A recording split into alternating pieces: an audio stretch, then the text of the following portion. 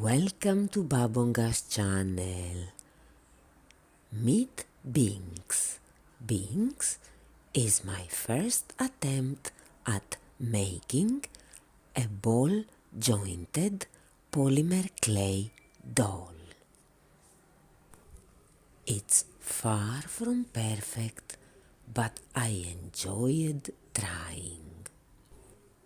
It's made entirely of polymer clay.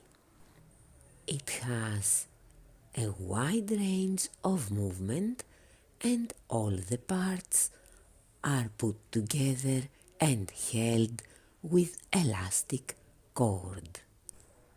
It took me about a week to complete.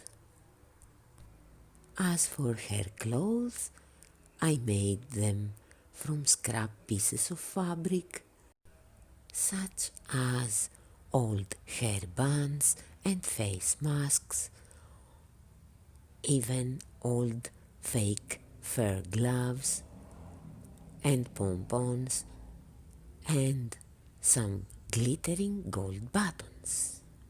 And everything is sewn by hand.